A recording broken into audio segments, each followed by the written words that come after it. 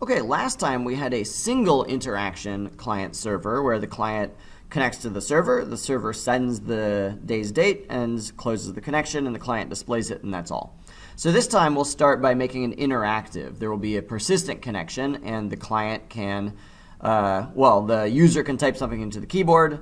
That command gets sent to the server handles the request and sends a reply back to the client. The client displays the server's response to the user, and the whole cycle starts over again. We won't be using threads yet, but they're coming next time. So I'm starting off by using the code from our single interaction client and server in the second video or whatever. In that one, the server just sent the day's date over to the client and then closed the connection. I've added a couple of lines. So up here I have some random names: Wiley, Felix, Carlsbad, and Hobob, and some adjectives: the gentle, the ungentle, the overwrought, and the urbane. And I've made a getRandomName method which selects a random name and a random description and returns the two. So now instead of returning the date, we've got a name server which will construct a randomized silly name. Let's just make sure it works. I'm going to run the server class. And we see server says waiting for client connections. And then here I'm going to run the client class. And I have Carlsbad the Gentle. How nice. And if I go back to the server, it says name sent closing. And so there we are. We're done. All right, so let's make the interaction two-directional now. So what that means is that the server will need to have a buffered reader to read in from the client, and the client will need a print writer so that it can output to the server. So let's maybe start with the client side. Here we are on the client. So if I'm going to read from the keyboard, I'll need another buffered reader, which I'll call keyboard. New buffered reader, new input stream reader, and then system.in will be the input stream. All right, we'll also need a print writer that will go out to the server, so I'll call that out, new print writer. And then what's my socket called? Socket, get output stream, and then true, because remember last time we did not flush the buffer, and that was a problem. All right, so far so good. So let's do this. Let's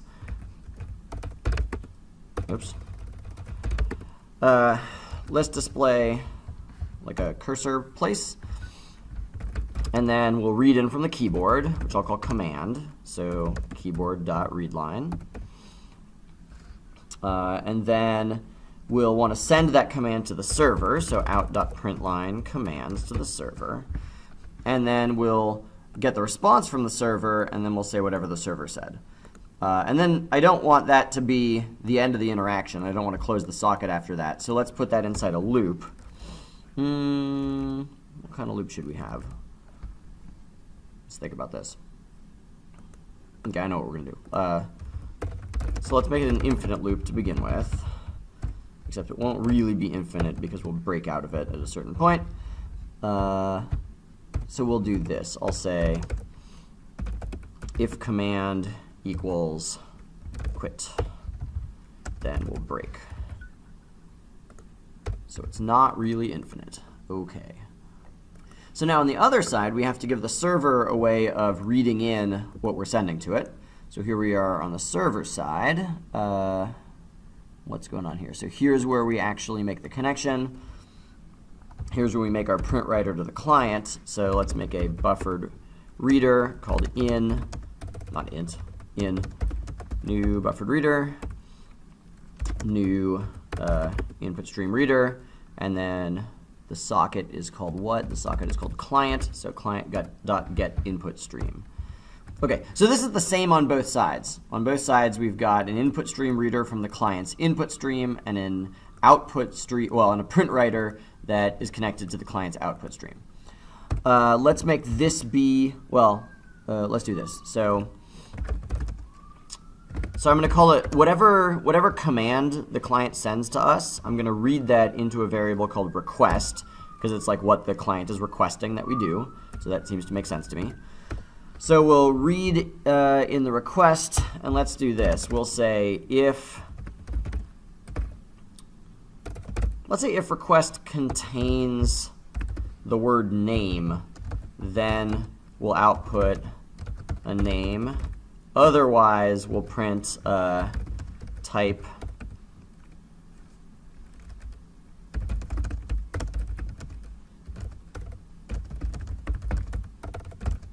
So this is telling the client kind of what command we're expecting here. So we read in whatever the command was. If they'd said name, then we'll give them a random name. Otherwise, we'll tell them, hey, tell me a name to get a random name. And we want that also to be in a loop. So let's put this here also. Okay. Why are we not closing our resources anymore? Hold on. So out.close, in.close. But of course, these are unreachable. Let's do this. So we can wrap this in a try, and we can say finally, which would run. So this part runs whenever the try is finished running. So whenever we manually close the server, it'll jump out of the try block and it'll close the resources here. Okay, I think that's gonna work. So let's run the server. So server's waiting. Let's run the client. Here the client has now displayed our little caret symbol. So I'm going to type hi, and the server says, tell me a name to get a random name.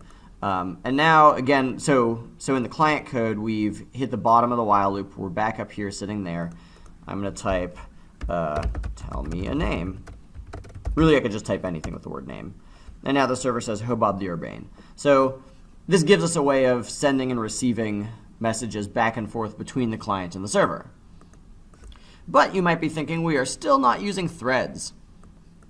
If we only want our server to handle individual requests one at a time like this, well, from only one client, then it's not a problem. In our actual text world, we're probably going to have a lot of events happening in the world where we want to push descriptions of those events to the client. And not wait for the client to decide what it is that they want to do. Like the client is sitting there deciding what they want to do, and only when they type look do we actually see all of the various events that have been happening. That's bad. So like to illustrate that idea, let's do this. Let's go back to the server,